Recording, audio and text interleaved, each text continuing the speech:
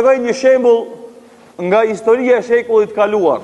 Në vitin 1938, një djalë i ri student e merr përsipër me prodhu një motor veture, motor automjeti, që me shku mja shit fabrikës të Toyotës për nevojat e veta që i ka. Edhe ai me mundësi minimale, pa fabrik, pa alete, pa kurgjon, me mundësit minimale që i ka për vullnetin e mirë dhe dëshirën për në arrit qëllimit, nis edhe prodhon një motor. Edhe kur ja çon fabrikë Toyotës motorin, Toyota nuk e pranon. Pse? Thot ky motor nuk është kompatibil me automjetin veturën teme që e kam bënë. Do të është më i madh se karoseria, nuk ka mundësi me e përshtat atë motor me këtë karoseri. Këtë ai mundi i shkoj poshtë, i shkoj huç. U desh mu kthit e shokët e vet, e shokët mu tall me të, me thon, "Çe, u munove një vjet e 2 e 3, punove shumë, edhe në fund badjava. Këtë ai mund që ti edhe shkoj kot." Mirë po, ky ishte njeri që nuk ndalej.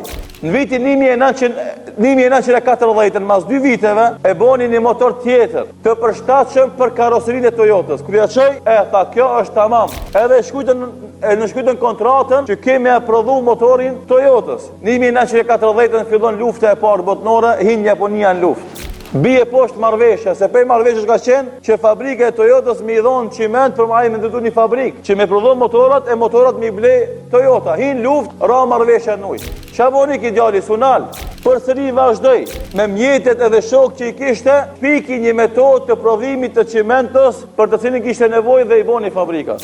Tamam i boni fabrikat lufti zgjati, domon lufta e dytë botnore, gjithë na e dim, zgjati një kohë të gjatë. Edhe fabrikën 2-3 herë sulmuan forcat armatose të Amerikës në atë kohë, edhe e dëmtuan pjesë më vitale. Makinat më të rëndësishme që i kishte. A u nalki? Jo. Në atë kohë përdorshin aeroplanat, tanket e ndryshme për benzin.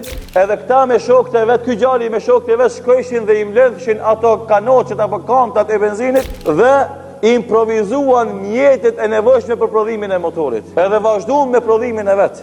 Shikoni mas sa çka ndodhi tërmeti. E goditi fabrikën tërmeti edhe dëmtoi kur e paki se 1 herë, 2 herë, 3 herë, 4 herë për pestën, tha po ta shes fabrikën me çka ka aty fabrikës Toyotës. Edhe e bleu Toyota mas luftës ditë botnore, do thot ketë fabrikën e tij. Por mas luftës ditë botnore kishte problem benzinit, sikur se tash për shembull benzin ka ama çmimet e mëdha. Edhe dal ka dal edhe na keq që kemi kerë vetura, kina mi lodhi shtëpia, kina me nis me koma apo me biciklla. Se shtrenjt nuk i ti levërdi ekonomike me ec. Edhe mas luftës në Japoni ishte shtrenjt me ec me vetura. E ki kishte një bicikëll, se ky u bë inxhinier i motorave. Tu e menu tha pse si ja bëj unë një motor bicikëll tim, e prej bicikëllit e bëj motorcikëll. Edhe avdoj motorin biciklës edhe normalisht më një kohë kur Japonia veç ishte stagnu, ishte ndalë, se mas luftës normalisht dobësohet zhvillimi ekonomik. Edhe benzin s'kishte, qarkullimi ishte i vështirë, kur e boni ki biciklën e vetë motorcikl, filluan këshit e shokë, thënë apo na bën edhe neve çështo. E filloi me prodhue motora për motorcikla. Mirë po, kur filloi me prodhu motorat, ishte gabariti i madh se mundësit teknologjike në atë kohë ishin tilla, edhe nuk mundi me arrit çmim të lehtë, edhe i bleshin motociklat vetëm ata që i kishin përshtatit dhe kishin merak, e jo çdo kush i kishte nevojë për to. Mirë po ki pastaj ju fut punës përsëri me filluar me mendu me bën një motocikl më të vogël dhe më të lehtë dhe me çmim më të lirë. Por për me bë këtë punë i duheshin parë kapital, se për me bë punë mëdha duhet kapital. Në atë kohë në Japoni kanë qenë 18.000 dyqane që kanë shit motocikla dhe bicikla.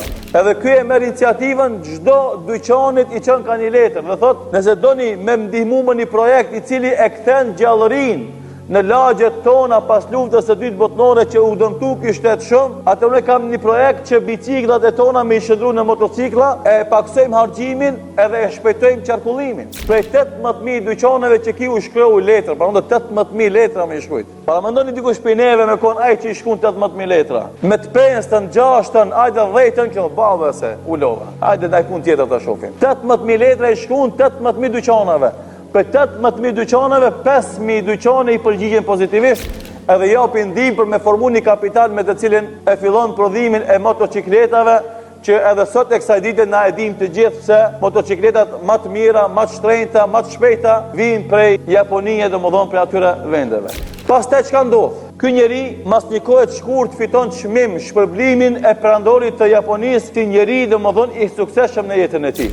Mas një kohë të shkurt fillon me i eksportue motocikletat në Evropë dhe në Amerikë. Edhe derisa në vitet 70-ta, 1970-ën, fillon me prodhue edhe veturat e veta me emrin e vet. A dini cila është kjo fabrikë? A dini cila është domodin kjo firmë? Është Honda. Dhe do të shikoni çfarë punë e pandalur për 1938 dhe 1970. 33 vjet pandal, punë e vazhdueshme, me peripecit vazhdueshme, me pengesat vazhdueshme, me presionet vazhdueshme, me mungesë mjetësh vazhdimisht. Mirë po, a unal, nuk unal. Hajde krahasoni veten tonë dhe këtë shembull.